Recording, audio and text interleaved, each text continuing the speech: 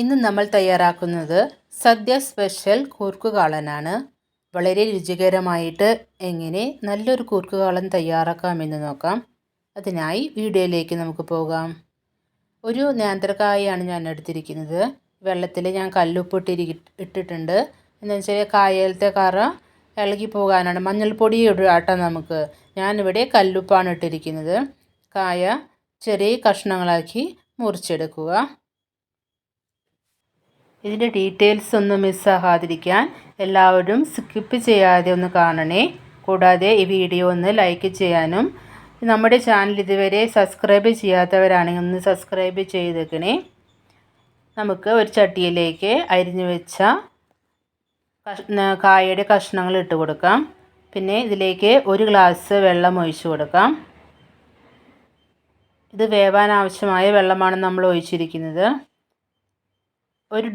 അര ടീസ്പൂണ് മഞ്ഞൾപ്പൊടി ഇട്ട് കൊടുത്ത് ഇത് മൂടി വെച്ച് നമുക്ക് കുറച്ച് നേരം വേവിക്കാം.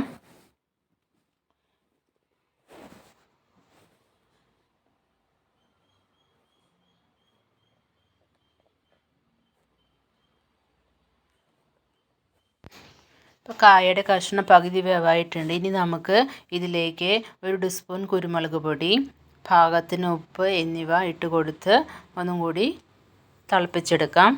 അപ്പോഴേക്കും നമുക്കിതിലേക്ക് ആവശ്യമായ തൈര് മിക്സിയിലൊന്ന് അടിച്ചിട്ട് വരാം.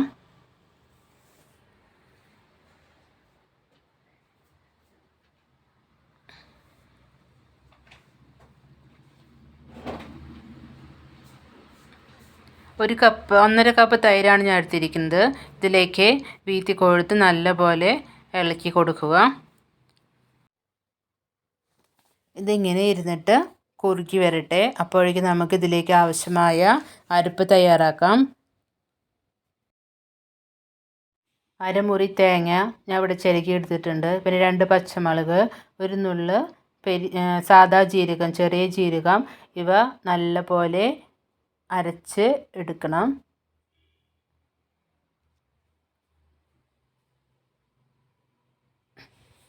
നമ്മുടെ തൈരും കായും കൂടിയൊക്കെ നല്ലപോലെ ജോയിൻ്റ് ആയിട്ടുണ്ട്. ഇനി നമുക്കിതിലേക്ക് അരച്ച് വച്ചിരിക്കുന്ന തേങ്ങ ചേർത്ത് കൊടുത്ത് നല്ലപോലെ ഇളക്കി കൊടുക്കാം. ഒരു 3-4 മിനിറ്റ് നമുക്ക് ഈ അരപ്പ് ചേർത്ത് വേവിച്ചെടുക്കാം.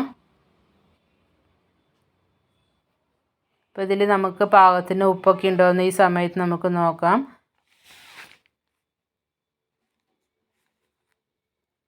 ഉപ്പും പുളിയൊക്കെ കറക്റ്റ് പാകമാണ്. ഇതിങ്ങനെ കുറുകിക്കൊണ്ടിരിക്കുന്ന സമയം കൊണ്ട് നമുക്കിതിലേക്ക് താളിച്ച് ചേർക്കാം.